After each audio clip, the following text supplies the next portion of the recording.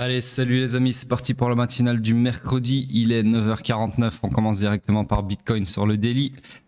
Donc structure swing toujours haussière, structure interne également, et l'order flow vient de se retourner à la hausse. Donc nous sommes dans une structure fully aligned à la hausse, on cherche des longs. Malheureusement, vous voyez que ici, dans le price action, laissez-moi regarder. Ouais, dans le price action récent, pardon, il n'y a pas de POI qui se soit dégagé où on puisse chercher des longs. Donc pour le moment on cherche des longs certes, mais il n'y a rien à long, donc structure morte.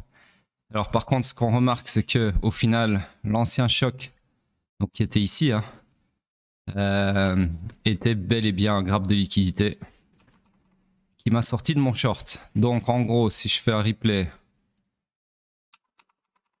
comme ceci, vous voyez l'ancien choc était là et donc je vous avais dit, j'avais tracé ce grappe de liquidité potentiel en vous disant un choc sur mèche avec une telle remontada, c'est potentiellement un grappe de liquidité pour alimenter un mouvement contraire.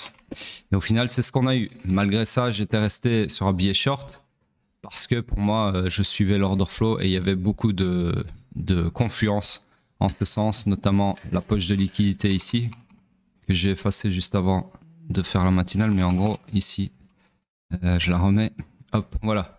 Donc moi en gros j'avais plein de raisons de short, ok, que je vous ai expliqué de long en large hier, et au final eh bien j'ai eu tort. Donc très bien, c'est pas grave, c'est le game. Donc en gros ici tout ça pour dire qu'on a rechoqué à la hausse, qu'au final on a une sorte de combo puisque on a un grappe de liquidité suivi d'un choc haussier.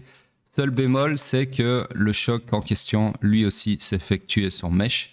D'accord? Donc ici, choc sur mèche. Et en plus de ça, l'ouverture d'aujourd'hui, qu'est-ce qu'on a eu? Eh bien, on a pris la liquidité au-dessus de la bougie d'hier. D'accord? Et donc, on a ici, en ce qui me concerne, là maintenant tout de suite, un grappe de liquidité potentiel. Il faut attendre la clôture de la bougie, bien évidemment. Mais si ça clôture sous cette apparence-là, là, on pourrait se demander si au final c'était pas un dernier faux pump pour sortir tous les shorteux, y compris moi, pour ensuite venir chercher toutes ces liquidités ici, d'accord? Puisque au final, là maintenant, la poche de liquidité, elle s'étend jusque là, ok? Donc à voir, à voir. Je vais laisser ça comme ça, sinon après ça devient un peu compliqué à lire. Mais voilà, va falloir, en tout cas moi je vais attendre de voir comment on clôture cette bougie. Et pour voir si éventuellement on est en train d'avoir un grappe de liquidité ici ou pas. Dans tous les cas, même si ça clôturait comme ça là maintenant tout de suite, oui, grappe de liquidité, mais choc toujours haussier. Donc dans tous les cas, j'attendrai un choc baissier. Et le choc baissier, le choc futur, il est, ouais, malheureusement, il est beaucoup trop bas puisqu'il est ici sur le bas de la bougie, d'accord, là où j'ai mon curseur. Donc voilà, bref, dans tous les cas, pour le moment, il n'y a pas de short qui tiennent, c'est fully aligned à la hausse. Malheureusement, il n'y a pas de long qui tiennent non plus puisque il n'y a pas de POI, donc pour le moment, c'est l'abstention. On n'est plus très loin du all-time high puisqu'on a récupéré avec cette bougie de pump toute la liquidité, ou presque. Bah, il manque plus que la liquidité au-dessus du all-time high. Donc en gros, tout ce qui est en dessous de ma ligne verte, tout ça a été purgé. Il manque plus que le all-time high ici en vert, d'accord? Voilà, donc la grosse question c'est est-ce qu'on est venu purger tout ça sauf le all-time high pour alimenter une correction, ou bien est-ce qu'on va simplement continuer à grind up et alors péter le all-time high et puis correction s'en suivra beaucoup plus tard, pas plus tard, tout court, après le all-time high en tout cas, après le nouveau all-time high. Donc c'est ce que je vous expliquais hier, hein. C'était la grosse question, c'était de savoir est-ce qu'on allait corriger avant de faire un nouvel all-time high ou bien est-ce qu'on part pour un all-time high avant de faire une correction. Ça c'est la grosse question à $1 million. Bref, pour le moment c'est tout ce que j'ai à dire. On passe sur le H4. Donc, ici, structure toujours haussière. Ça, laissez-moi cacher ça à partir au daily. Hop, hop, hop, voilà. Structure interne également haussière. L'order flow, c'est également retourné à la hausse, d'accord? Donc, ma structure ici, dans tous les cas, c'est agrandi comme ceci. Ça appartient également au daily. Laissez-moi le cacher. Hop, hop, voilà. Donc en gros, fully aligned à la hausse comme sur le daily en H4, d'accord? Donc tous ces scénarios-là, c'est poubelle, malheureusement. Et on cherche non plus des shorts, mais bien des longs. Alors, d'ailleurs, on a perpétué la structure. Non, même pas. Non, on n'a pas perpétué la structure, j'ai rien dit. Donc je disais, on cherche des longs. POI le plus proche du price action pour chercher des longs, c'est celui-ci. Malheureusement, si vous êtes attentif, j'efface, ça m'intéresse plus trop loin du price action. Si vous êtes attentif, vous voyez que ici, eh bien, si on devait revenir dans la demande ici, on passerait sur un order flow baissier exactement ici, d'accord? Donc ceci n'est pas un scénario à haute probabilité, donc c'est pas un scénario que je peux vous tracer.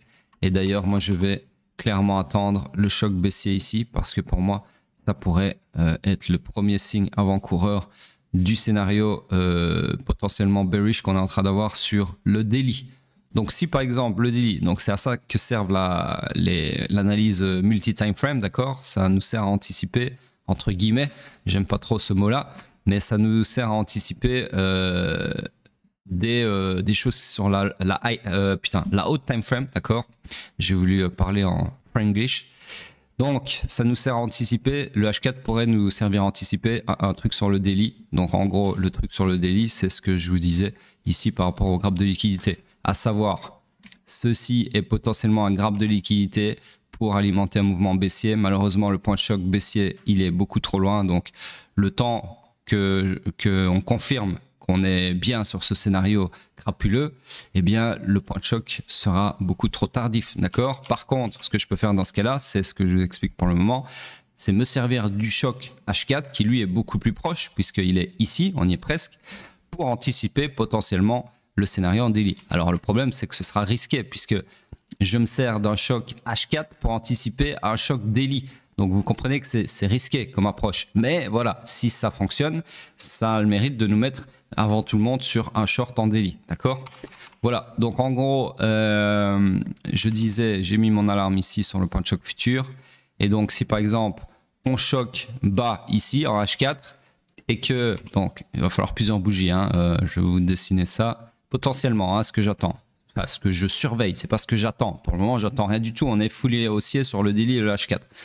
Ce que je surveille, c'est par exemple cette bougie en cours qui ferait un choc baissier, d'accord? Qui choquerait à la baisse ici, ok? Ensuite, j'attendrai une autre bougie, par exemple rouge, hein, bien évidemment, comme ceci, qui me confirmerait potentiellement, je dis bien hein, potentiellement un FVG comme ceci, ok? Hop. Qui lui me confirmerait donc un supply que je pourrais shorter par exemple si on fait un truc comme ça. Hop. Un supply à shorter ici. Hop. Et donc un scénario. Disons si la bougie à clôture là, peu importe. Un truc comme ça. D'accord? Donc voilà, potentiellement, vous voyez que c'est pas tout de suite qu'on va avoir scénario short sur le H4 non plus. Mais voilà, la première chose que je vais surveiller, c'est si on choque à la baisse. Et là, honnêtement, ça en a tout l'air. Parce que comme par hasard, on en est à la 4e bougie. Donc, 1, 2, 3, 4. Oups, 4. Qui n'arrive pas à clôturer un corps de bougie au-dessus de ma ligne bleue, c'est-à-dire de mon choc.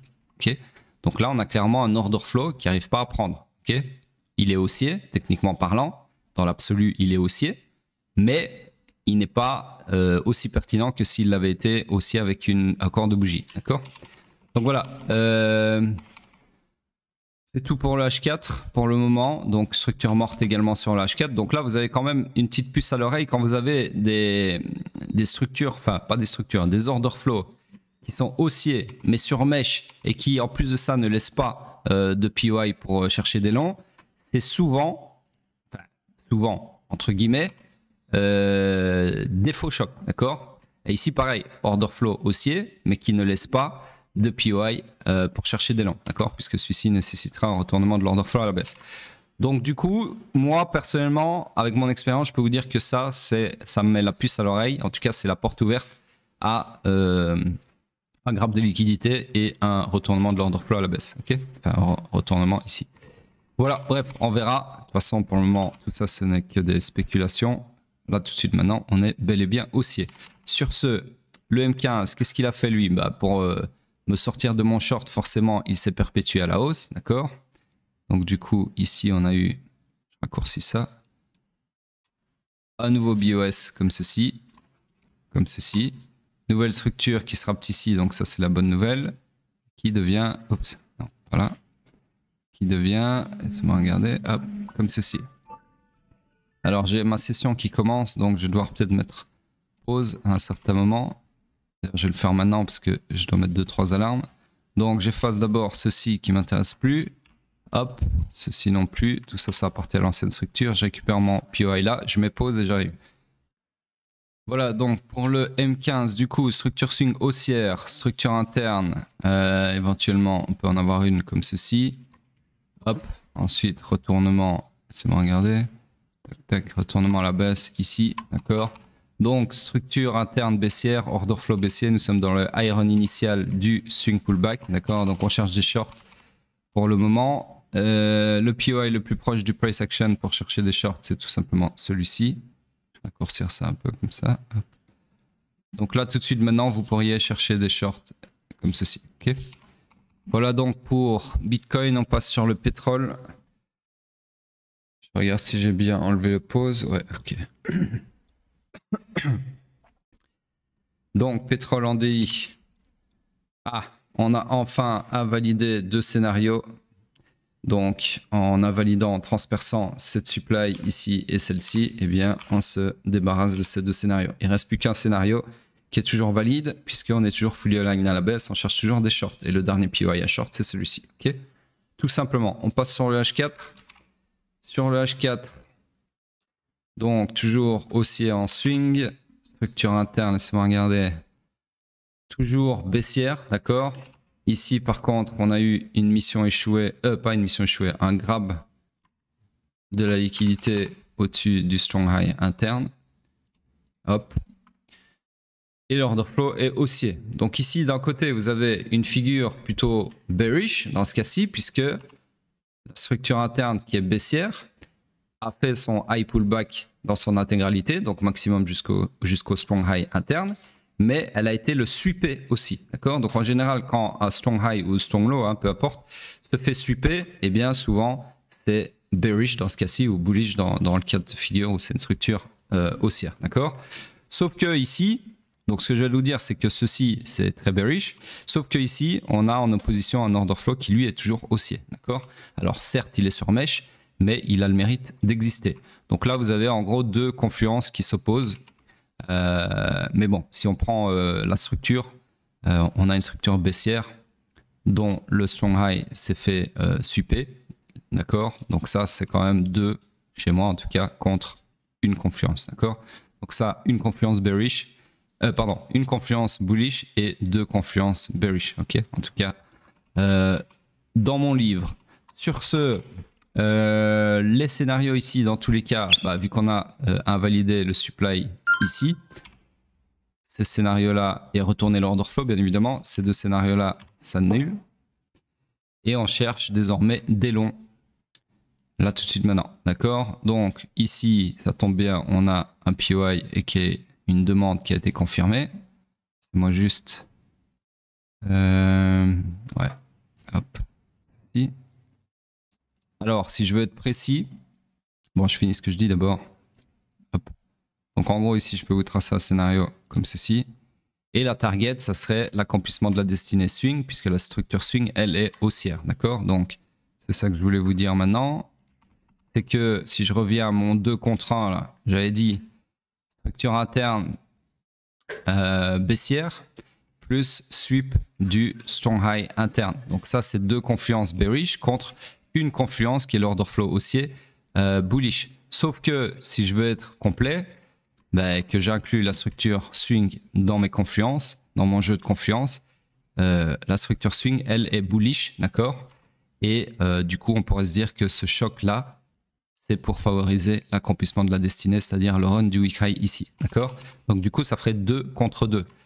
Et donc là, vous allez me dire, ouais, on a égalité, ça me fait une belle jambe. Oui, sauf que si je veux rajouter encore autre chose, la destinée de la structure swing est plus forte que la destinée de la structure interne en termes de hiérarchie des time frames.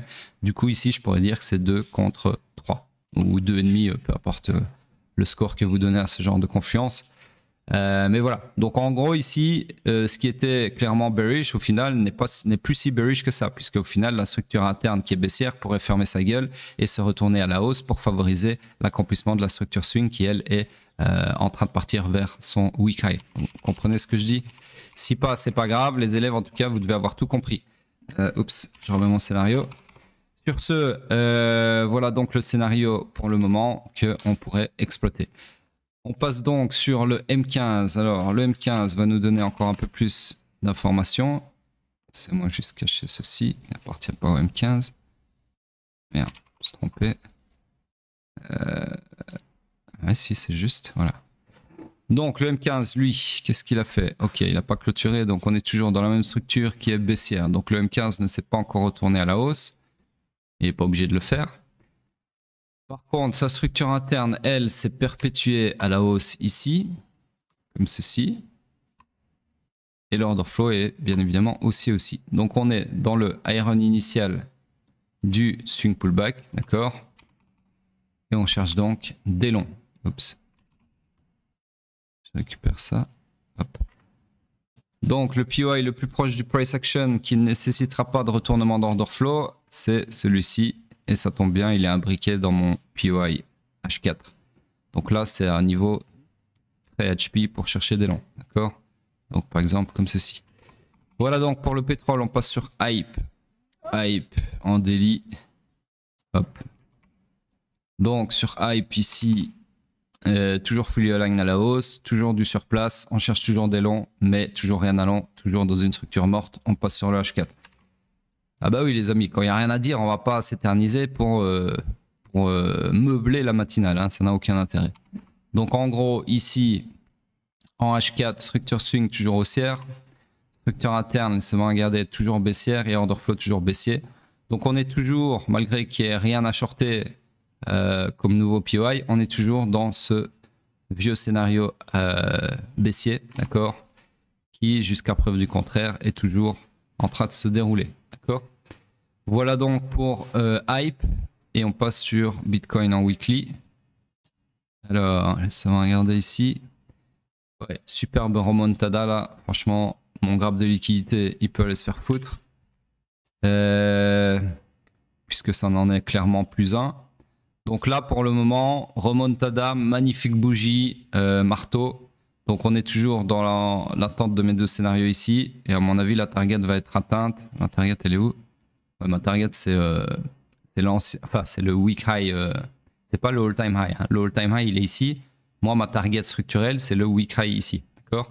Donc, aka, si je veux être précis, les 108 100. D'accord? Donc, 108 100. Et là, on a atteint 107 960. Donc, on est arrivé à 140 $ près de ma target. D'accord? De mes deux targets. Parce que c'est bon, c'est le même scénario, mais bon, avec différents POI. Bref, donc en gros, si on arrive et qu'on tape les 108 100, eh bien, je considérais qu'on a atteint les targets de mes scénarios. Et du coup, malheureusement, sans mitigation ni de ce POI-là, ni de celui-ci. Bref, rien de plus à dire sur le weekly. En tout cas, regardez encore une fois hein, la puissance du choc weekly. Je vous dis là, c'est quand 21, semaine du 21 avril. Bon, je sais pas exactement quel jour, mais peu importe. En gros, aux 88 000, c'est-à-dire que là, peu importe les dates, en fait, c'est le niveau de prix qui nous intéresse. Exactement, quand on a cassé les 88 868,0 centimes, je vous ai dit, on est de retour en bull run. Enfin, en bull market. Et au final, regardez, juste avec un choc de merde. Hein. Ici, j'attire pas l'attention sur ce que moi je vous ai dit. On s'en branle de ça. Je suis pas là pour avoir raison. J'attire l'attention sur la puissance du concept que je vous ai expliqué dans la vidéo la plus vue de cette chaîne. Regardez ça.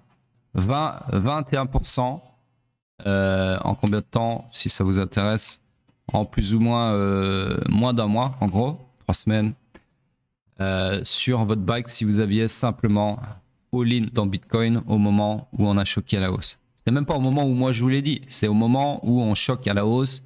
Si vous aviez simplement suivi le plan bête et méchant des chocs weekly, regardez la puissance du truc quand on est en tendance. Alors forcément, quand on n'est pas en tendance comme ici, ça marche moins bien.